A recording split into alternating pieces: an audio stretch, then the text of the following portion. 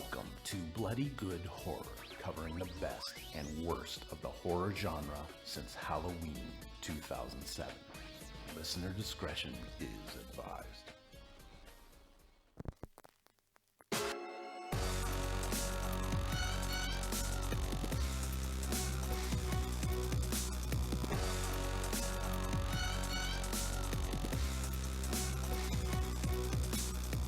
Hello everybody and welcome to another exciting episode of Bloody Good Horror. My name's Eric and I'll be your host for this evening, where we will be discussing Prevenge, a British black comedy currently streaming on Shudder. I'm your host for this evening. Joining me tonight, first off, rocking his sickest dad sweatshirt, he is the business manager at BloodyGoodHorror.com, and let the record show he showed up late tonight. His name is John Schnars. All right. Listen, I'm a dad, so all of my sweatshirts are therefore by default dad sweatshirts. No, that's a dad. Now. That's a like specifically dad-ass sweatshirt.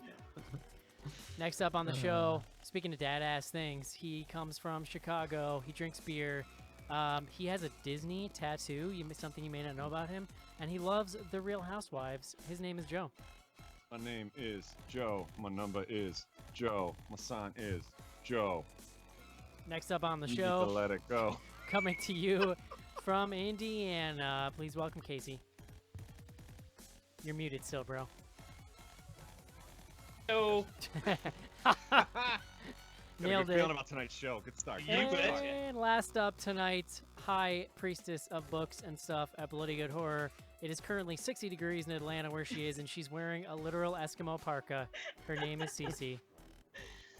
Hello, I'm very cozy and very comfortable right now. Thank you very much. I hope that's fake fur, Cece. Of course it is. I would like to point out that I also have a sweater on and a t-shirt under that sweater. So, you know, I'm ready for the winter. They really. So did you actually have to like go buy that parka, or did you have that already? Oh no, I had it already. They really, I mean, really make them hardy down south. I see. I don't think they sell parkas down here, so you know, I had this for my travels elsewhere. Did you have to wear that to park of the car? Yes, I did. God damn it, Joe. I Joe. was gonna say that was like when you ventured north to, South Carolina or something. I mean, I wore it when I was in Saranac. Oh yeah. Well, listen, Saranac. Saranac's like literally in Canada, so that's. You were there in like August, so you needed to pick up a parka. August and I Saranac. was there like literally at the end of last month, but okay. Joe, there's really actually only one thing I want to talk about tonight, and that is Floribama Shore. Oh my God, tonight. Dude, what the hell? So I watched one episode of that and like my brain melted out of my skull. So my wife and I wait and we watch them on Fridays, and then I get mad Yeah. because there's not more of them. Like I almost just want to every week watch every one over again. Leslie and I were legit just talking that I wish it was on the same schedule as Dancing with the Stars, where it was on Oh three my times a God. week for 2 hours each. Yeah, and then like a live finale every week. Like if they had live feeds of that house, like Big Brother, I would 100% God. pay for that. John, let's put it this way: in the first episode, one of the house guests urinates on another house guest's bed while she's blacked out. And then later, Wait, like he's in a girl public does trash it can. the Right, guy and does then in the it. next episode, or maybe it was the same one, the first one, they're on a beach and she's got to pee, so she gets herself like sitting on a trash can and pees into it on a public Yeah. beach. When you started with, there's only one thing I want to talk about tonight. There was literally 500 things I thought you were gonna say. Yeah, me before you too. went to that. So- I'm so happy about this. I like to keep you on your toes, Schnars. Yeah, it's great. It's like the Jersey Shore, only with this extra level of like southern white trash that just Yeah. makes it so almost trashier than Jersey Shore. If you Oh, can, yeah. I would say it's trashier. if I mean, you can imagine. everyone I say everyone, the majority of everyone, especially in Atlanta or you know, south of Atlanta where I grew up, vacations on 30A, which is Panama City and all of that. So the club they go to was like the club everyone wanted to get into in high school. And Wait a second. been to- Wait a second. Cece, have you been to this area? oh yeah, Oh, like Have several you been times. to Dollar God. Beer Night? Yeah. Shit. So I love this. I will You're not like on Joe's air new talk. hero, I think. Yeah, we're not um, talking about the movie tonight. Let's just. I'm not going to put it on record as to the things that have happened in Panama City, but anything that's happened on that show, I've probably witnessed. Oh, that's Have you amazing. gotten into like a legit fight with the bouncer? Oh yeah, I mean, plenty of time.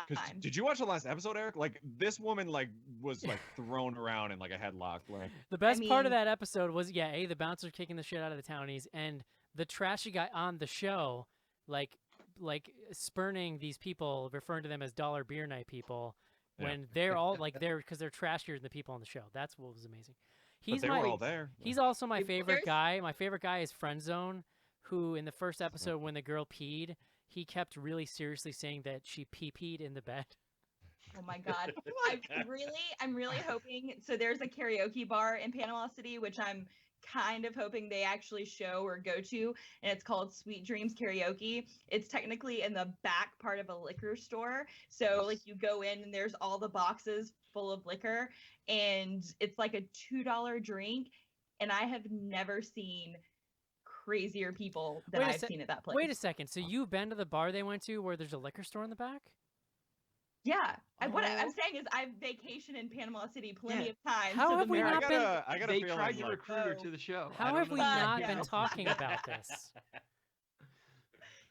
I have a All- hunch what- that liquor store / bar is a pretty regular occurrence down there. Cece, all of the work you've done to dissuade me of my bad Southern stereotypes that I hold is it's all gone. No, there are stereotypes and there's truth, and Yeah. the majority of those are truth. Okay, What- serious didn't the show question, reference- Eric Isn't and it on Joe. break? Serious question. Can you guys not buy carry out at a bar? No. No, you don't need to here. Yeah. You just, No, you you're- can in Indiana. dude, you're at a bar. But like Yeah. that's what's crazy. They were buying bottles and then Mhm. bringing them into the bar.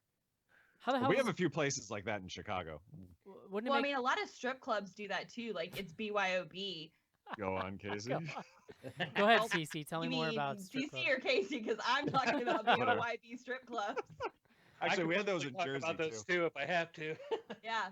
So They're called like juice bars because the like pro of those is they can go like full nude Okay. yeah. if they don't have a liquor license. Joe, so anyway, it's amazing. Mm. Did you have a question about this? You were saying something, Schnars.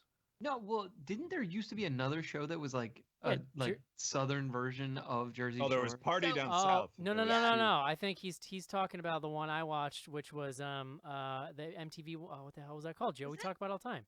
Wild Out. Wild and no, that's with Nick Cannon, Joe. No, it was something. It was I don't. something, I don't think Nick Cannon was involved in the show I'm thinking of, but Buck- in any event. Buck Wild. Buck Wild. There That's you go. that's what Schnars is thinking of. But there was Yeah. also one on CMT that they had like two separate casts. That was Party Down South, which was a little closer to like a Jersey Shore because they put them in the house together. Buck Wild But was there's also there's another one called like Southern Charm or something, which is like Vanderpump Rules for like the like Cece, South Cece. Carolina. Sissy.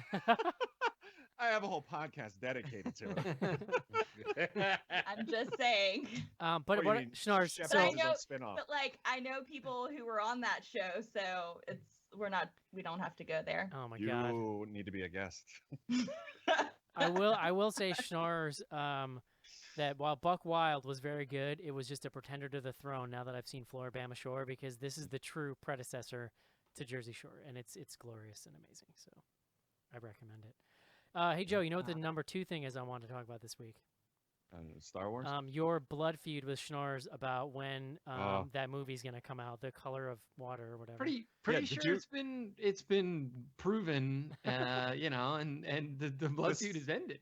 This past weekend, right? Like you got to see it, John? Because I didn't Well, check it but was I- it was available at several theaters in New York. Yes. nationwide, okay. right? Like we just Several- everyone got to No, see it. I Is it- said that it would be available for us to see, and everyone except Mark, I believe. Because That I is was true. checking No, my I app could and not- it wasn't showing anywhere within like 50 All right. miles. You I'm had to be willing to go into the city of Chicago, Joe. It wasn't Yeah, going to show in just- Arlington Heights. Who all wants to right? do that? I wasn't aware that by like readily available you meant like a quick hour and a half drive for me. But yeah, I mean, absolutely, you, All you were right. all You win. Hold on, I'm checking my app right now.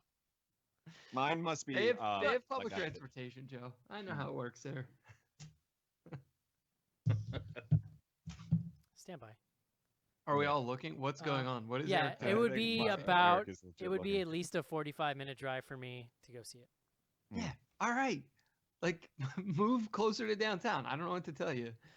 Oh, that's okay. I get it now. I don't want to turn the show about affordable housing, John, but I'll go there if we need to. Yeah, no kidding. Oh, Christ. Not all of us are pocketing the monthly earnings from Patreon, John. Hey, in my Cece. So dreams. back to smart things, Cece. You want to tell us about this book club challenge for 2018? Yes. This superhuman So- impossible challenge you're gonna lay out for people? No, listen. Okay, there's going to be 2 challenges coming up for the book club in 2018.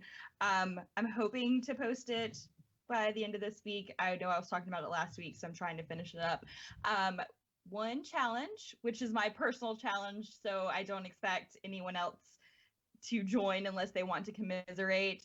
I'm trying to knock off a certain amount of Stephen King books off of his completely written list. So that's a personal and very lofty goal. However, the official BGH book challenge will probably be about 20 books, and What? basically each There's not each even that many number- months in the year. hello, you were just reading multiple books at one time. You Yeah. were bragging about it last episode. Yes, and it's gonna take me 2 months to finish each one of them. Well, you just gotta you gotta push through it. Yeah. So each one is basically, I'm trying to kind of associate picking a book that is related to either a BGH episode, a nice inside joke, or something related to the podcast in general. So if you're bored and you want to read at least 20 books next year, you should join the 2018 BGH Book Club Challenge. Nice. Smart stuff. Sounds like a lot of books. I don't Yeah. know. It- yeah. Just my ruling. Well, if you don't like books, you know what else BGH offers, John? Podcasts. Ah, sometimes. We got some podcasting news for our patrons, some new spinoffs. First up, Jason is his new show. What do we say it's called? Behold an Electric Terror. Is that what it's called? Pretty sound- good. that Yeah, sounds there right. you go. Jesus. He has teamed up with some of the other new classers, and they're going to be reviewing like single episodes of shows, some anthology, some non-anthology, and just like breaking down those episodes and really kind of getting to what makes them tick. Their first episode is ready to go, and it will be in the feed soon. So you got that to look forward to in 2018. And Casey, you also have some news in the podcast front. I do. The Instamatic is finally not coming back. But Oh. Dad and his weird friends. yes, that's not coming back either. But there is a podcast coming back that is Cinema Fromage is coming to Bloody Good Horror. That was my blog for many years before Bloody Good Horror. And then it was a podcast with me and my lovely wife, Colleen, where we had rules where we watch B movies that cannot have been released in a theater, and neither one of us have seen it. So in the past, there's actually like 32 back episodes out there in the Patreon folder. The classic archive. That's the word I was looking for. The classics. There's like 32 episodes out there. You get to see cool stuff, listen to cool stuff like the majorettes and stuff like that. But we're bringing the show back. We're bringing it to the Bloody Good Horror Patreon feed. Our first movie is going to be Dude Bro Party Massacre 3. Like it. So there you go. That'll be out soon. Sounds erotic. That's actually on the hard drive. That's not me for years saying Instamatic's coming back soon. That's actually like recorded. Nice. Looking forward to it. So what's John and I are going to start a show where we review old episodes of this podcast. It's gonna be Boom. coming out next month. All right, John. What are we reviewing next week? Well, Full attention of Eric tonight. I was distracted by Schnorrs in the chat after all the discussion we just had, saying, "So are we doing Shape of Water next week?" No, John, I'm not. I'm not like, really driving don't to understand. fucking Cambridge to watch this movie. All right. Oh my God, God, the laziness. So all I got right. I got well, shit then- to do. I have a kid too. Well, I got 2 kids and one on the Jesus. way, Eric. So am I going to get 3 times the sympathy? I don't understand. So No, John, apparently Eric Well, enjoys we don't spending have- time with his. Listen, so if that's- Yeah, Guillermo, John, and we don't have to sell our houses and move into the city. listen, if For the Guillermo, convenience. if Guillermo del Toro wanted to make this available for 2018 lists, he would have put it into fucking theaters that people can go see. It's supposed to be wide, I believe, on the 22nd, but that'll obviously be too late. So we will do. I have to look. I think it's Hounds of Love. Mm. Didn't we have a whole Oh, list no. with like a bunch of Well, movies? yeah, I'm looking. So we actually let. I So we that. have all right. So here's what I have on my here's what I have on my list of stuff that Casey was offering up for like year-end Well, stuff.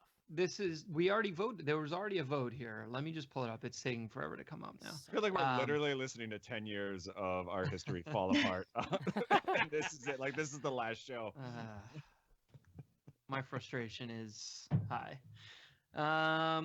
We are covering Super Dark Times. Oh, there you go. Hounds Cool. of Love, Super Dark Times. I can see how you get this confused.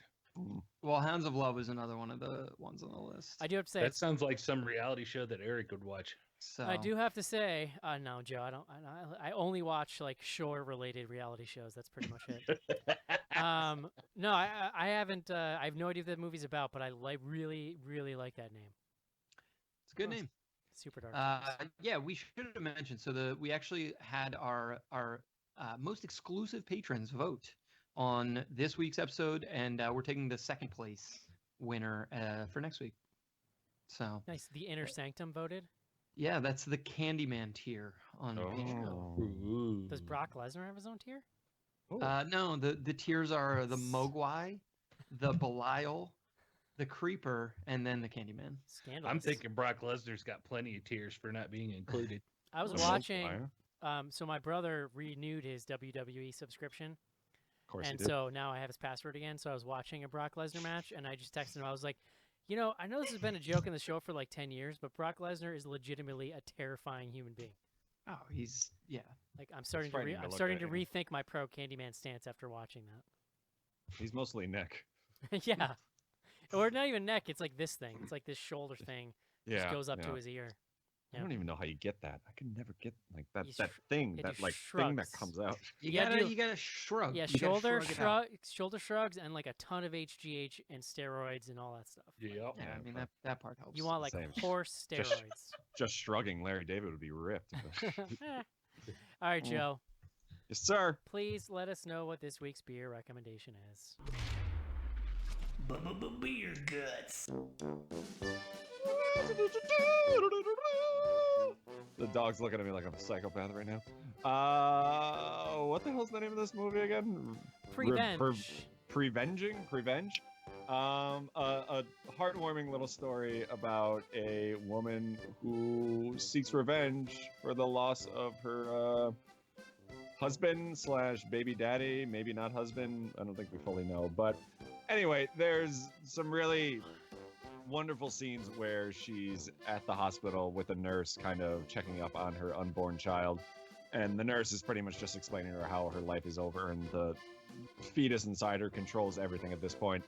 And one of my favorite little exchanges is about how apparently if you start to hear a ring in your ears at any second, your nipples can just start shooting out milk anywhere like rockets.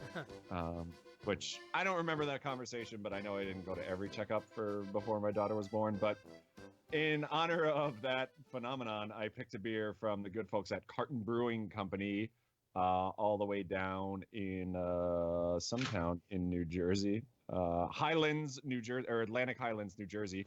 And this beer is their carton of milk. Ew.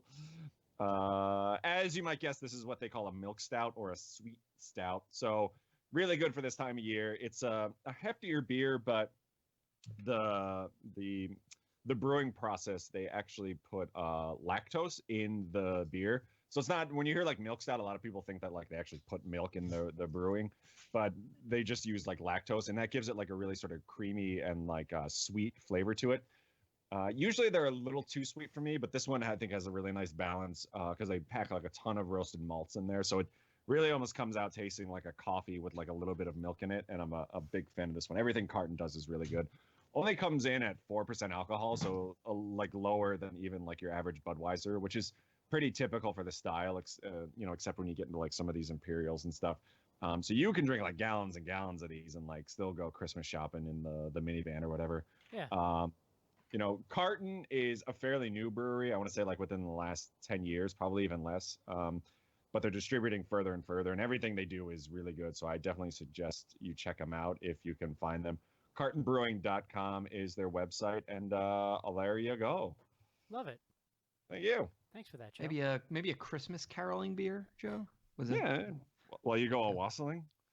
There you go. Wassailing? Oh man, it's funny. I was just watching the California Raisins Claymation Christmas this weekend, Joe, and there's a song about that. They sing the That thing is wassailing terrible, song. right? Oh, it's great. They market it as the California Raisins Christmas special, but they're in there for like 3 minutes. I don't know. I don't know. It was just one of those things I had on VHS as a kid, so I have a lot of nostalgia for it. Is that I so feel like there wrong? was a lot of beating over the head with like the three wise men and Jesus. Is in that so general. wrong, Joe? Well, To just have nostalgia for? You mean there's no dumb things you have nostalgia for? not a thing. No. Yeah. I live in the moment. Yeah. I mean, there's still levels of dumb thing, to be fair. Yeah. I just remember being very disappointed with it when I was a kid. All right, dude. All right, guys. It is time. Let us review Prevenge. This is it, Jennifer. Your big breaking TV. From the prime time, bitch. Main feature. And we're back. Schnars, I haven't been watching the news lately. How are words doing? I can't watch the news Well, anymore. I don't want to bring you down here, but It's it's been not great. a long couple weeks. All right, John. That's why you're here, buddy. To Mhm. to use that, nothing else has gone right in your life. So this is finally your this is finally your chance to get some use out of that Duke degree, right? Oh Right? boy, you got me. All right, John. You got me. Please bring us the word of the day.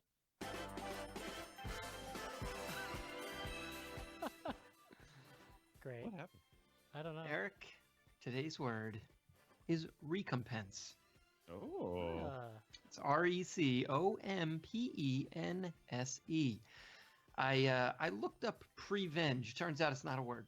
So, it's not helping our situation here. No, recompense has several meanings. Make amends to someone for loss or harm suffered. Compensate. Pay or reward someone for effort or work. Make amends to or reward someone for loss, harm, or effort. And it comes to us, as all great things, from the Latin, meaning again, Mhm. and compensare, meaning weigh one thing against another. So, recompense. It's kind of gone out of favor, as words do, but it's not a bad one. It's a good one. I Love enjoy it. Compensari and Coke every once in a while. Oh yeah, it's good. Hey John, Yes, Eric. who made this movie? What's it about? Tell me. Give me the down low. Prevenge. It is written, directed, and directed by and starring Alice Lowe, who is a British comedian, probably best known, at least to us on the podcast, from the film Sightseers. She was the sort of one of the main characters there. Also co-wrote that film, but she's been in a bunch of sort of British comedy things. She was in Hot Fuzz and The World's End, so she's been in a couple of the other kind of like big comedic things, folks around here may have seen. And so it's her first ever it's her directorial debut. As I said, she's written a couple other things, but it's a pretty interesting one. She plays she plays Ruth rather. Ruth is pregnant, and she has lost her partner. Unclear if it was a husband or a boyfriend or what have you, but she's lost her partner, and when we meet her, she is essentially embarking on a new path as some might say a serial killer. So in one of the first sequences, she goes into a pet store and is dealing with this super creepy dude, and proceeds to slit his throat and leave him to die.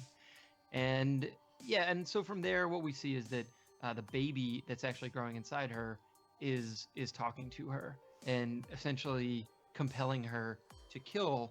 And we learn over sort of it's not really a spoiler, but what we learn is that essentially she's killing people who were involved with the death of her husband, and it's somewhat revealed over time, but it's also kind of shown pretty early on. And the baby is telling her that she kind of has to do it as, again, the prevenge, if you will. So yeah, This was a prequel to Venge, right? The Yeah. other movie. yes. Yeah. Mhm. Yes. That's Joe, what comes next. Joe, what do you think of this movie? I liked it, and I think based on emails, maybe a little bit more than everybody else, except for maybe Cece. I thought it was I didn't know much about it before we watched it. I didn't realize it was actually supposed to be sort of a black comedy. But I thought a lot of the humor was actually pretty funny, like specifically the moments I was talking about before, where she's like in the doctor's office, kind of getting her checkups, and there's kind of this great balance of like her having this anxiety about this child she's about to have without a husband or the father in the picture, and the nurse kind of telling her that like pretty much your life is over and this baby is controlling everything from now on, but like telling her in like this is a good thing, but you can see like kind of the the concern in her face. Like I thought that was a really funny balance. I think that's something that a lot of like expecting mothers struggle with. Like, do I have to devote my life to like, can I not do any of the stuff that I enjoy doing after I have this kid? And I would say a lot of the gore kind of caught me by surprise, specifically like the first scene where she goes in. And I thought that stuff was all done really well. And I ended up really liking this a lot, I thought. Cece. Yes. So Monica had suggested this movie quite some time ago to me, and I had started watching it and didn't get to finish it. So I was pretty stoked to watch it for the show. And Alice Lowe is amazing. I laughed through the entire thing. So I found it very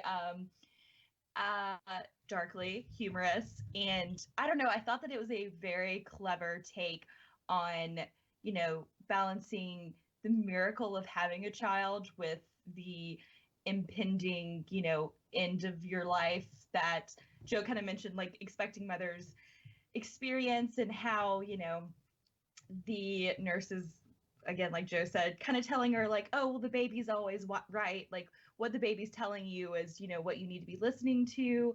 And it's a really interesting story, especially coming from a female writer and director. And on top of that, I really like that it's kind of a twist on the Ray Bradbury story, A Little Assassin. I think I always confuse it if it's small or little, but we'll say The Little Assassin, which is basically the same type of story, but a little different. So I liked it a lot. I really enjoyed it. Casey. So I came down pretty hard on this in the email, and overall, I thought this movie was okay, and I did have some laughs, and I liked some of the gore and stuff that they did, and I appreciate the story she was telling and the struggle she was having as a new mom dealing with the pregnancy, things like that. Ultimately, I found this movie was kind of slow for me. A lot of the humor I didn't catch up on, which is probably my own fault. This movie had a hard time holding my attention, so I think I attribute that to a lot of it. Maybe I wasn't in the right mood to sit down and watch it, but yeah, largely this missed the mark for me, though. That's not to say that she did a bad job directing it or anything. It looked great. She was a great actress. It just seemed kind of repetitive to me with the way that a lot of the scenarios went down. John Schnars. Yeah, I probably fall somewhere in the middle. I liked a lot of this, and I wanted to like it more. I think, as Casey said, I kind of appreciated it on a lot of levels, but a lot of the humor fell a little flat for me. It's I don't know. It's like a really interesting movie. Again, the fact that it's written, directed, and starring the same woman. I don't know if we mentioned, but she also was actually pregnant while shooting. So there's a I don't know, a verite element to a lot of it. I mean, Yeah, it's pretty wild. I mean, as I mentioned, I'm living with a pregnant woman now who's, around the same Did this movie time frame. give you pause? Uh, that she might. Well, it actually made me excited that she might, revenge kill in the instance that something were to happen to me. Yeah. So that's, I guess, no pause really, more just excitement about that. It's sweet. It's a sweet story. At the end of the It day. really is. No, so yeah, I don't know. There was a lot of stuff I liked. I really liked Sightseers and this actress Alice Lowe. I would be down to watch another one of her movies. I don't know. This one just like it ended up being not a home run. Yeah, I think there's a lot. I think there's a lot to respect and kind of take away from this movie. I mean, it's certainly. I cannot get around saying that the phrase "fertile ground" for some reason. But like God damn it, I feel like the subject matter is fertile ground for a very interesting movie, right? It's like, and we were talking about this like over email.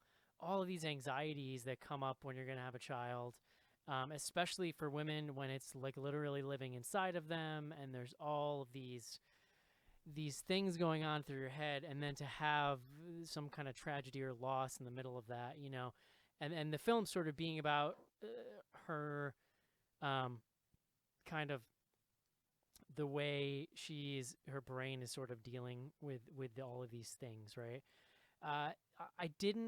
I think I'm kind of in the Casey boat. I felt like it was a little repetitive. It's a little slow. The vignettes are kind of interesting and a little wild when she starts murdering people, but it seemed like 4 or 5 in a row where it was basically just kind of the same exact like setting, pacing, and then setup, and then bam, she kills, and then it almost doesn't accelerate any kind of plot fast enough for me. And also like I didn't really find most of this funny. Like my disclaimer that I'll say is that I don't like British comedy literally almost ever. Like when I saw the phrase, How do you feel about the people though? Just the British people, they're great. They're delightful. Oh, all right. When I saw the Okay. phrase like I British think we can black, read between the lines here. when I saw the phrase British black comedy in the Shudder description, I think I rolled my eyes so hard you guys probably felt it. Just because like that's kryptonite to me. That's like the last thing on earth I ever want to watch. So like, John, a younger me would go on a rant right now about how the British Office is unwatchable, but I'm gonna resist Oh that. my god. Oh, fair. But What about Shaun of the Dead? Do you dislike that? yeah, that's okay. But I don't really It's not have. really a black comedy, I wouldn't say. It's okay, but Neither I is don't The really. Office. I don't Well, really it's have sort of. the kind of appreciation for that as most people do. I liked The World's End a good amount. Yeah. But that's. I mean, But The World's End is also really actiony and has like a lot of stuff going on beyond just kind of the jokiness of it. So I don't know. This movie kind of lost me. I didn't think it was very funny. I think that there are some. Pissed. There's a really well. Hey man, opinions. no, I'm not pissed at all. I mean, I just Well, hold on. Well, let me just. My last thing that I want to say is that I think that there's a lot of visual flair in this movie. I think the directing. There are these really inspired moments. There's a really interesting use of close-ups to kind of make you feel uncomfortable. Like there are a lot of really awkward close-ups in this movie that I think just keep you kind of squirming in your seat. I'm just not sure that it like totally came together for me. Go I don't know. I think that for me personally, as someone who struggles with mental illness and kind of has this fear of dealing with the possibility of antepartum or postpartum depression and having that kind of like that really dark but self-deprecating joking feeling about it, like that's why I found it so funny. Yeah. And I wholly believe that if you're not really predisposed to kind of laugh at that kind of stuff, then yeah, it's not a very funny movie, because the things that she says are super dry, and it's like it's very situational. I'm also fully aware of the fact that like, I may not be able to relate to the subject matter in the same way. You know what I mean? For sure. I mean, it's certainly there's a lot of human elements to it, but I think that there is a lot that seems very specific to that experience that it's just not. I was gonna say, I mean that. So, if anything, now and like hearing CC talk about it a little bit, like it almost might have like hit too close to home on some level. Like yeah, like there really are, because I mean, sorry, see, like when you've kind of like gone through it again Yeah. on the dad side, you see like what women go through. Is the postpartum piece is like way crazier, and that was like the darkest part of this movie for me. Yeah. Is after the kid is born. I mean, obviously, but yeah, even the before, and the question that the movie really ends up asking is like, how much of this is just like her completely like being off the deep end, Right. and I that's imagine a lot of it. well, yeah, I mean, sure, but I think there's a universe where you could, I don't know, like in the universe of the film, you could believe that she was communicating with her child, but like it actually like I don't know, I think it's somewhat open to interpretation, but you could say Well, like yeah. it's actually just she's really really sad. Well, no, yeah, and like at the end of I mean, there's that scene at the end of the movie before like the even heavier part with the baby is she tells the nurse like what like she's just a normal baby, she's not speaking to me anymore, and so you're like, oh no, you were really just you were fabricating this entire thing the whole time. So I like that it's open to interpretation, and I mean it's a super heavy movie, but it's I think that you have to kind of go in expecting that, and that might make it a little better, but it's still heavy. I have a question. So there's these scenes. She keeps meeting with her doctor, and I think that some of this comedy that did work for me came from this doctor and her sort of like, I don't know, quirky, like upbeat kind of manner that she has of addressing these really like depressing things. But there was kind of this suggestion that like child services might be brought in, and I was very confused as to why, like because the only thing I could identify was that she was a single mother, and I'm like, what is this, like the 1950s? Well, because if she's basically talking about how like she's experiencing these moments where Right. she's either talking to her daughter or she's not feeling safe around her baby, and I mean a nurse's but like, job is to but like crazy people are allowed to have babies all the time, right? Like, right. Well, it's not that they're going to take the baby away, but I mean, then you would have a supervisor come in and like then you have checkups with it's like a parole officer. So I think that in her paranoia, it turns into stop trying to take my baby away, even though it was more like we're trying to make sure you are safe and your baby is safe, so you can be together. Some of the stuff with the doctor was also somewhat specific to is it the what's it called, the NHS, the National Health Service, which is like because they have like universal health care in the UK. Yeah. So I do think some of those sequences, I mean the stuff about like child service, I just kind of wrote it off as like, I don't know, maybe work, because it was like very clear there was a whole kind of bureaucracy element to her interactions with the doctor that in like the first or second where she was like, oh yeah, I just happened to look at your file, but she like knew nothing about her, and then she's like flipping through and is like, oh, never mind. So Yeah. that stuff I kind of wrote it on. Yeah, basically. Yeah. I mean, I think it also helped to kind of play into those fears of like the expecting mother who doesn't really know like what she's going through. Because I think if I remember right, like the comment that kind of sparks the whole child protective services thing was like something innocent, like the fact that like she's not sleeping because the kid's moving around her a lot. So I think that really just helped to kind of amp up, and like, I don't know. I mean, and again, like I can't speak for an expecting mother, obviously, but I know like going through it with Leslie, like you're terrified of like every weird thing that happens. Like you don't know what you're going through, you don't know what's happening, and like every time your doctor mentions something that like, well, you should be sleeping, and then all of a sudden you start thinking, well, shit, I only slept for like 6 hours last night. Like, is something going on? And then you get stressed out about not sleeping, and so you don't sleep. Yeah, exactly. Like I think it just really kind of helped to kind of like hammer home that whole feeling that she's getting. We haven't even mentioned all the Game of Thrones cameos here. We had there were quite a few. I am proud to say I did not pick a one. Now I got one. Lysa Arryn. Yeah, Lysa Arryn. So she, I can't remember which character she was. No, well, Lysa Arryn's the name of the character. She's the no, I'm saying I can't employer remember. who won't hire her because she's pregnant. Right. Because she tells her that was she'll like go one on of my maternity favorite leave. scenes. Schnars, I was saying I couldn't. So mad. Schnars, I was saying I couldn't remember what she was in this movie, Dick. Well, her name's like Kate Dickie, I think. Yeah. Yeah, she's awesome because I saw her in the, something else recently too, like just a completely different character. Yeah, she's the mom in The Witch. Yeah. And then I think one of the lizards is one of the dragons, right? From the show. Yara. the lizard was. was pretty creepy looking. Ya- to be clear. Yara Greyjoy is the boxer who like punches her in the face with her boxing gloves. Yeah. Yeah. Um, No, to add on to what Joe is saying, though, I mean, he's completely right. For just from talking to my own wife when she is pregnant, I can't speak for a pregnant woman either. There is a lot of terrifying fear that's going on to that, and then on top of that, she has all of the trauma of her husband being killed. So there's a lot on this lady's shoulders there. You don't know if it's like 100% true either, but like you kind of get these inklings that like stuff was going wrong even before the baby. Because I think the way they explain it is like the father didn't even know that she was pregnant. And Right. there was like a back and forth between the instructor that like, well, I know he was planning on leaving you. And like, so I think just all that stress kind of builds up. And that's really what Yeah. kind of hammers home this movie. yeah, let's talk about like some of the murders because they're like the murders make up some really key scenes in the movie. The first one is the weird, creepy club dude. No, The first one is the pet store. Oh, guy. right. Yeah, It, the it pet op- store that's guy. right. It Yeah, and opens his up. big hairy snake. It opens up with the murder.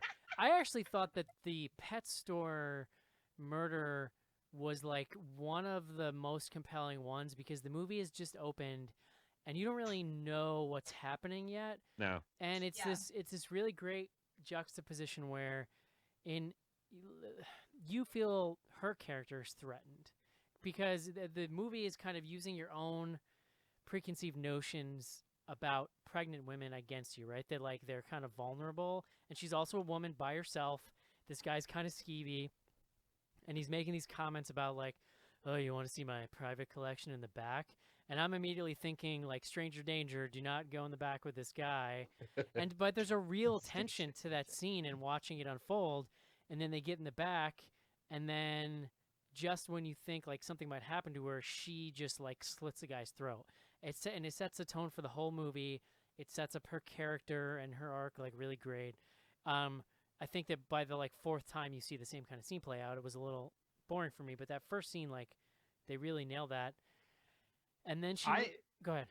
I was gonna say I actually really liked the first couple. I mean, as much as the like actual kills themselves were somewhat repetitive, like I thought the first couple were really strong. It's also unclear right away because the first two are these pretty like skeevy guys that she's killing, and it's like unclear exactly. I mean, you basically kind of figured out, I think, during the second one that are about the husband or that there was something because you see all you're seeing is like these snippets of the rocks and this cliff and the rope. But I mean, I hadn't like completely put it together. So you're kind of like, why is she just like going after these like really sketchy dudes? And that to me was almost like a little more interesting if she was maybe so unhinged as to like just basically be like a spree killer as opposed to someone who had like this very specific mission they were on. Yeah. But yeah, by the time you get to the Kate Dickey one, it really does become much more about her interactions than it is about the actual killings themselves. And then ultimately it's as it like transitions into almost more of like a character piece about this one. I mean, which it was from the beginning, but with a lot of like violence and blood to start. Yeah, I'm with you. I appreciated more of the interactions that led up to the murders instead of really the murders themselves. The back and forth was always really entertaining. The first creepy one- dude, the DJ guy. Oh yeah. Oh, I mean, man. that whole sequence, and that was one of the funnier bits to me was when the DJ, I guess it's his mom. It was like unclear because he tries to say that it's not his mom, but I'm pretty sure that it was. Well, then he says like when she dies, he gets everything. So, Yeah, well, like, that's- it's obviously I was- your mom. Yeah, I was a little confused about that part, but yeah, that one was great. That scene was awful to watch because of like he was so gross. The way he was talking to her and just the way that whole interaction was unfolding was like hard to watch. But it felt like so like there's definitely assholes out there like that. Like everything he's saying sure. felt Yeah. like very real. Like all these like sort of backhanded compliments that he thought he was like impressing her with, but it was just like I mean, super yeah. offensive. Some of them were not even attempts at compliments. Yeah. They were just straight up like super mean things to say. That first guy in the pet shop really, when she went after him, I thought that one stood out the most to me just because we're watching her. We don't, like Eric said, we don't really know what's going on, but she really kind of framed that shot to where once she decided to kill him when he's down there, it really kind of seemed spur of the moment and like there was the opportunity and she went for it. So it kind of gave it like that, huge right turn feel out of nowhere, which made it more jarring. But the rest of them for me didn't quite have that jarring feeling because you knew where she was ending up then every time that she'd go and track down one of these guys. So it didn't have quite the gut punch with it, I think.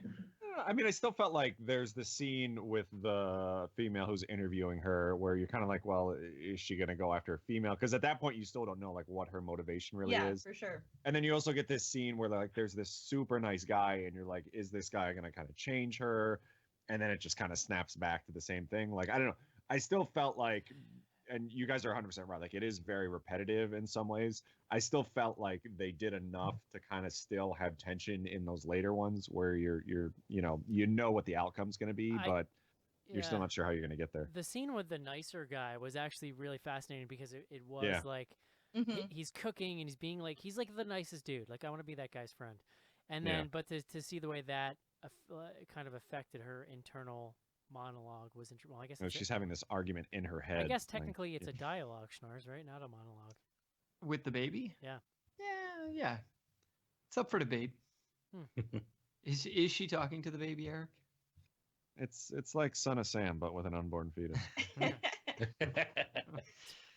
It's much darker. What was Son of Sam? Was he the one that thought Jodie Foster was talking? No, that was Hinkley. No, it was his dog. Yeah. Oh, Jesus Christ, really? Yeah. We saw a movie about that. Ryan Reynolds was in it. Sort of. Yeah. Well, there was also Summer of Sam, which was the actual story. Also, Sam Adams Summerall. It's pretty good. That's right. It all goes back to that. Summer of Sam Adams Summer. What? Any other kind of scenes that stuck out in this?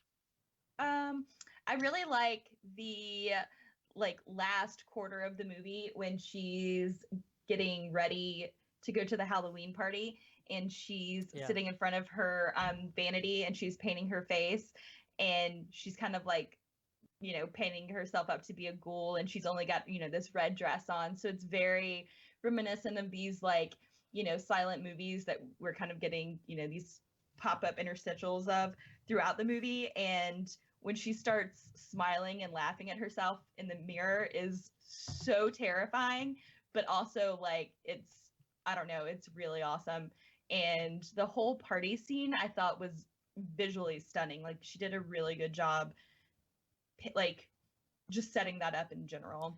Even just the whole thing about her getting ready and then kind of going to the party was visually pretty striking. It kind of reminded me of May when she gets all done up, in that movie and then goes out to Jeremy Sisto's house or whatever.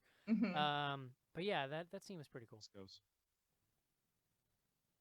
Yeah, the more we talk about it, the more I'm coming around now to this movie in a way that I don't know. I almost want to go back and rewatch it. I definitely think I think there's a lot to I think there's a lot to appreciate about it. I think you have to be in a pretty distinct mood to get into it, and you kind of have to know how heavy it is going in because it's sold. Right. It's sold right on the cover. Like, you go to Shudder to watch it, and it's black comedy, but it's pretty fucking pitch black as far as comedies go. I'd be really black to see how this kind of hits with a younger audience. Like if I had watched this when I was 16 in high school, just randomly picking up a horror movie, but listen, I assume I would have hated it. But it's okay to make horror movies for adults, as we like to say on the show. We are sometimes adults. Hey, sometimes all grown up. Not all the time, but sometimes. All right, John Schnars, would you recommend this movie? Yes, I would. Joe. I just got super choppy. I don't know if you can hear me, but yeah, I would definitely recommend this. It's Casey. Yeah, I think it's worth a cable watch. Cece. Yes, definitely. Yeah, I'm not sure that it's for me necessarily, but I have a lot of respect for it as a kind of think piece in horror, and I think that if you're looking for something kind of intellectually challenging, I think this could give that to you. Oh. So there you go. 5 thumbs up. All right, guys, let's take a quick break and do some fan mail. Ray Peterson's new neighbors are the kind of folks you'd expect in the burbs. They're quiet. No one goes in, no one comes out. Industrious. Your neighbors are murdering people. Handy. I'm going over the fence, and I'm not coming back till I find a dead body. And to get on their bad side, why, he'd rather die first. Tom Hanks in an exclusive you won't see on HBO or Cinemax. The Burbs. Sunday on Showtime. This is Ashley C. Williams from the Human Centipede, and you're listening to Bloody Good Horror Podcast.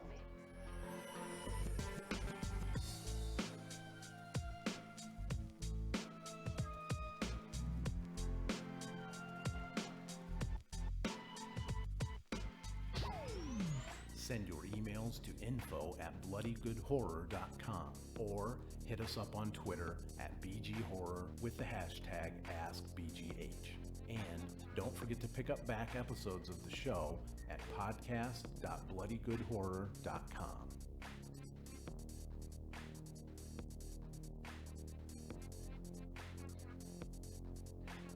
And we are back. We are back. Joe, Star Wars week. Yeah, what's up, G? Oh yeah, I got my ticket for Thursday. Have you or have you not listened to the soundtrack and cried in your car yet? Oh, that's on the way while driving there. Absolutely. Oh, okay. Then do you tear up in the theater too? Oh, fuck yeah, absolutely. When like those credits start rolling, like I mean, we're in like the third one now, but there's definitely, and I go by myself, so whoever's sitting next to me, like I nudge them and be like, oh, look at that, there it is, and it's usually like a mom with their kid. Do and they you just all freaked out. do you have a good cry on the way home too? Is this a triple cry situation? I mean, this one's almost, I think it's like 2.5 hours or something, so there's gonna be a lot of tears shed. I don't know. I mean, it's also gonna be sad because Carrie Fisher is still in this one, so it's gonna be tough. I don't really go to movies like opening weekend, but I'm considering it. If I like just look now, I was like, oh, I wonder if there's tickets for Saturday. Do you think it would all be sold out, Joe? I don't think so. I mean, I got my ticket when Force Awakens came out, day of, like 45 minutes before the show. Oh, I thought, okay. Yeah. Hold on. I got tickets that Friday, the day of when it came out, too. I thought you were saying that you got tickets for this movie when The Force Awakens came out, and I was like, holy shit, well, I'm definitely not getting tickets I've been now. planning ahead. No, but I mean, I only do it because, like, we have those theaters where you can select where your seat is. Right, Like, that's what I was thinking. That's the only reason I would ever go, like, on opening day. Yeah, because especially since we're not in a theater this weekend, maybe I will. It's pretty good. Those little pork things look cute, John. The what? The little porg things. Porg. I think a lot of people are not mentioning the Ice Fox nearly enough. Dude, the Ice Fox looks dope. Did you see the featurette about how they did that? They actually built one. Yeah, That was it is really, amazing. I really love that stuff. That was really fucking cool. They showed the little like puppet effect thing they did. It was awesome. Very excited. That was my favorite thing about The Force Awakens, and I said this at the time, but like they did a really good job with the dumb Star Wars animal aliens of just like, you know, just weird random like dog, rabbit, fish looking people who are just like, job well done, you know. They yeah, did good, well, I mean, they had their own little like cantina scene where they go to that planet and meet up with what the hell's their yeah, names, like but, Star they Wars. Have, like, all those little aliens. Star Wars aliens are like a special, fun kind of dumb, and you have to nail that stuff. Oh. Like, let's not forget in the original Star Wars, in the cantina, there was a literal werewolf with glowing eyeballs. Mm-hmm. So, you know. Let's not forget there was an action figure for that. Like there Was was an there? action figure for everything. Everything. Yeah. Oh, I was gonna say. Because then that was one of the things they took out, right? In the edited the new versions, they like they replaced changed it, that but that whole thing that Han shot first. No, I know, but Yeah, they that was what replaced. got They edited. literally took out the werewolf and replaced it with some dumb CG alien. Did they? You're Yeah. probably right. I saw this thing on it. Like I didn't notice that. I just saw a thing on it.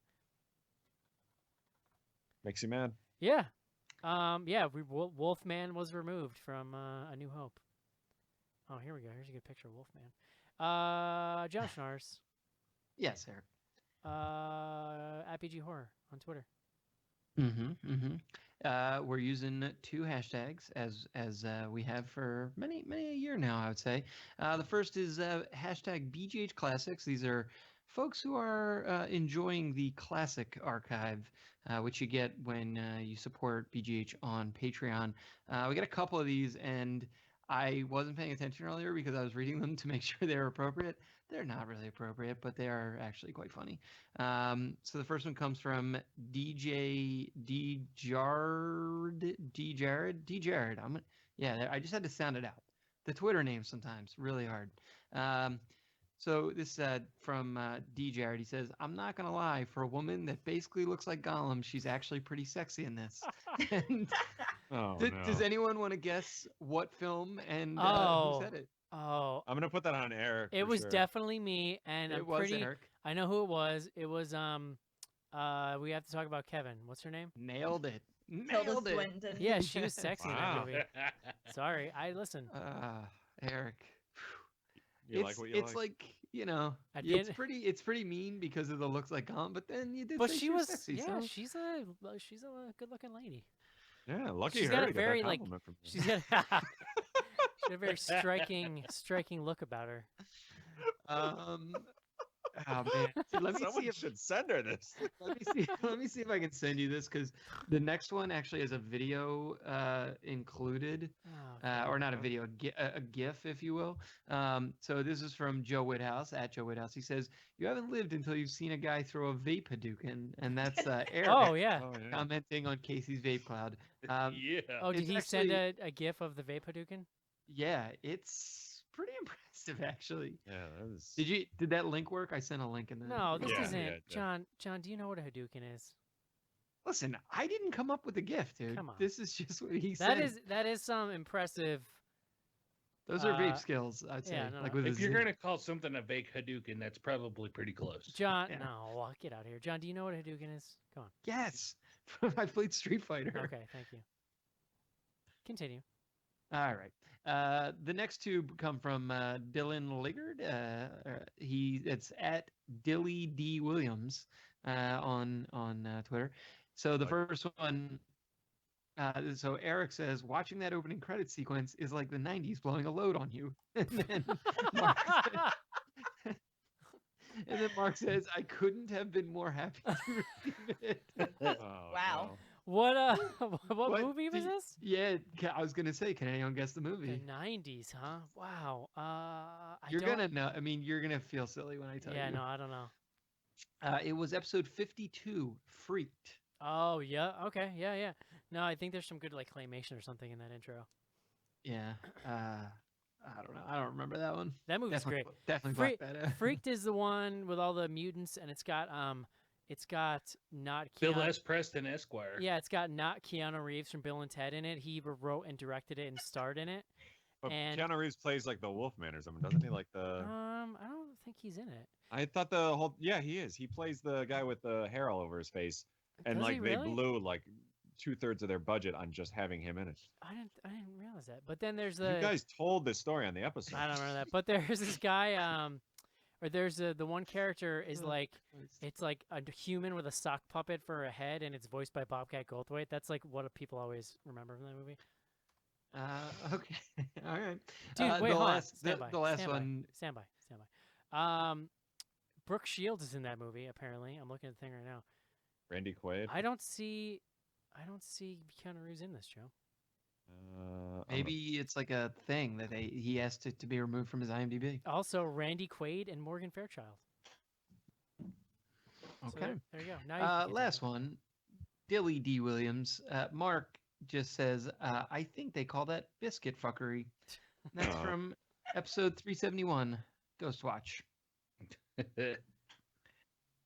All right. It's a great movie. That is Ghost Watch, very Mm. highly recommended, I would It's say. delicious. That's the rare Eric recommend that doesn't make me angry after Yeah. I've seen it. Yeah, well, that was my staff pick, I think. Yeah. Yes. Yeah. Several staff picks ago. All right. No. So let's jump to some Ask BGH. I got a couple this evening. Skizbot at Skizbot asks, I just wanted to say that if I had the voice of Moaning Myrtle in my head like Ruth, I would probably murder a bunch of people too. Moaning Myrtle. Hmm. And then he that says was, Ask BGH, even though it's not really a question, but okay. Okay. The baby's voice. yeah, I CC? mean, that's what it was. It was rough. Would you have murdered if it told you to? I mean, I think about murdering without a baby voice telling me, so probably. Uh-oh. Don't anyone contact the authorities. I mean, it's grating. It was like nails on chalkboard. All right, this is actually, we've got a Brock Lesnar versus Candyman question, Eric, coming at you hot. Ooh. It's from Goreleaf. That's at S. Hanif. I think our old friend, Mr. Spencer. Brock Lesnar with Mario power-ups or Candyman and his bees have Mario power-ups. What? So wait, he and his bees, or do like each one of the bees get their own power up? Because that really matters. The only Well, way no, I I think- the only way I can I feel like we don't have enough information. Like the only way I can answer this is if I know which specific power up they have. Because Mm, like if one of them has the frog suit, that's useless, so that doesn't help. But like I don't know, maybe True. like can you imagine if Brock Lesnar had like the Hammer Brothers power up? He'd literally be unstoppable. Yeah, Isn't but there think a about it, bee there would be suit? like millions of bees Bees with that with same a hammer, power. yeah. Like, Yeah, that's well, yeah, but if it's the frog suit, then it's millions of useless bees who can't even fly now. They just hop. Yeah, but if it's a millions of bees with the hammers. What if it's millions of bees with a bee suit? Wait. What if the million bees Blah. make up the giant Meta. bee suit? Like that's kind of terrifying. A suit of Ooh. bees. A suit of bees. On so no matter Candyman, what the that's power pretty, up, I'm going yeah. Candyman. that's pretty Yeah, good. I mean, I like where this is going. I feel like we established that Candyman wins more often than not, mostly because of the bees. So Yes. like Brock Lesnar has to have something better than bees, which good luck. He does. He has, He's got an EpiPen. yeah, he's got an EpiPen of steroids. Yeah. Fucking shoulder things. That's where he injects it. Is straight. Can into you his imagine how shoulders. swollen those shoulder things would get if they just got stung by a bunch of bees? Dear Lord. Maybe that's how they got that big. I would This is be amazing. not surprised to find out that bees could not sting him because his skin is so like just tight leather. Now you see why we debated this for years in the show. Fuck, there's a whole T-shirt dedicated to it. It's true. All right, let's move on. Bruno the Weber says, Oh. "Hey guys, I have a question about Prevenge. What is it? What is Prevenge?" What? Bruno, very cute. I'm done with Unclear if that's a serious question, but I'm done with you, Bruno. I'm The done with ti- you. The title, I'm gonna move on. the title bothers me. Like, is it supposed to be like why a PR because pregnant and then revenge because of revenge? Is that See, it? no, I think it's Prevenge because the baby hasn't been born yet, but it's Right. getting revenge. Yeah, that's Yeah. what I. It is weird though, because pregnancy and revenge, like you could Right, make but it then like but that then in my act- head I kept wanting to say like prevenge, like preg-venge. So Eric, you did mention this. I believe that this is a Shudder flick. It's Yeah, actually it's being billed as a Shudder exclusive on if you go to the site. well. So this is actually the first film that Shudder ever purchased rights for to also distribute theatrically, and I think it had a limited theatrical run here in the U.S. But yeah, it basically this like did a bunch of festivals and stuff, and it did have a full release in the UK, but here in the US, yeah, Shudder had the rights. What does a full The l- release entail? The light in Eric's eyes when you said full release. Oh my god. It's like what Shape of Water is getting. A full just release? like- Yeah, it's no, like that. that's not what that is. Oh, you mean it's gonna play in 4 theaters? Stand by. Next question. Craig France. Did the baby's voice sound like the Red Queen from Resident Evil to anyone else? A little bit. Yeah, I could see A that. little bit high pitched and British. So yes. So we have Moaning Myrtle and the Red Queen. Which one are you going with? Moaning. I mean, the Red Queen's Moaning awesome. Myrtle. The Red Queen is great. She's got that awesome British accent. She's like, "You're all going to die down here." Yeah, that's more like an 8-year-old voice, you know? This was like I don't know what this was. I was gonna look and see if they listed who did the voice. I'm guessing it's just Alice Lowe doing a, crazy voice sound. And Eric's gone.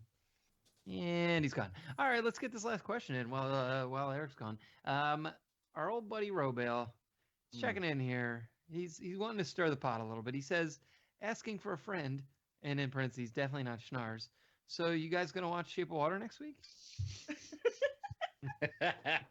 No, we're not watching Shape of Water. Roadmail. Unless you ask John, it's still up in the air. It's well played. It was well played, though. How much did you pay him to tweet that, John? Listen, I would just I assume that he might Listen, be we have to pay our fans an nothing. interested viewer on the stream. We have to pay them nothing to fan the flames, I'm sure. So that's all we got. Okay.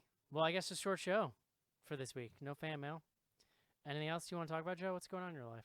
Thanks, dicks. I don't know. The house is decorated for the holidays. You guys are welcome to come over if you want. I watched Planet of the Apes over the weekend. The last one, War Nice. 4. What'd you think? It's pretty good. I think I would rate it highly in the Wait, Apiverse. Were you not there on the show? You know what? I actually went back and started listening to it today, and it was the episode where we announced the big 10-year festivities. Look at that. But no, I love wasn't. that. I hopped on just for that and then left because I hadn't seen the movie. Nice. Yeah, Yeah. second Oh, one. Second one. We was should better. say, sorry, I didn't mean to cut you off, but for our big year-end show where we do our top 10 list, we're going to be streaming that live for everybody to enjoy. Oh yeah. As long as someone reminds Boom. me. Merry Xmas, everyone. And right now, yeah. it's looking like sometime the week after Christmas, probably during the day. Yeah, Get your late- parents together. Get them in front of the YouTube. It's gonna be good. Yeah, late that week. Set it up on the TV like your It Yuletide will not lawn. be during the day. I'm not sure why Joe just said that. It'll be at night. Well, we all It'll be at said we had this conversation that we could actually do it during the day because we're Yeah. all off. Except me, because I work all week. Yeah, well. my Joe, month I'll job be off. sucks. So if you just want to hop on and shoot the shit, we can do that. too. Exactly. well, you Look g- for John and Joe review. You past guys can episodes of listen. Bloody I'll- Good Horror. John, you have the YouTube password. You guys can stream all day talking shit if you want. Yeah, we might. It's gonna be like a pregame where Joe and I are just drinking all day, and then it's like, It'll be me reading the movie listings from my local theaters. You guys, Let me look here, John. No, you guys still can, not playing. you guys can call it the full release with Joe and John, I like it. I think and we it's got all something about going it's here. all about new releases. I'm in. I did have this like weird thought the other day that I should do like a like an advice show where people could just write in and I'll tell them what they should do with their lives. I know we did that a while back on the show, but Dude, I mean, honestly, after this whole oven preheating debacle, I would actually be way into that because I'm starting to feel like some of our listeners could use some life advice. I think this should happen. All right, let's do if it. anybody like has interest in a monthly show where I just tell you what you should do with your life, Send your life questions in to Joe, and we'll get this done. get that going. It is done. Another All right. spin-off. There you go. All right, guys. Don't forget, if you want to see this show live every week in video on YouTube, take us into your home. You can watch our faces, say words. Patreon.com/bloodygoodhorror. If you do that at certain tiers, you'll also get access to all of our back episodes. You can just load them into your podcatcher and get all that stuff. Check out the history of BGH. You also get the spin-offs. You get to vote in polls. There's some swag involved. So check that out. Patreon.com/bloodygoodhorror. Don't forget to check out the book club on Goodreads or on bloodygoodhorror.com. Cinema Fromage is coming back. There's a new episode of Floribama Shore out soon, so get on that. Tonight. And yeah, and I think that's all the important things happening at Bloody Good Horror, guys. So hope you enjoyed the show, and we'll talk to you next week. See you. Bye. Wash your hands and say your prayers, because Jesus and germs are everywhere. Bye-bye.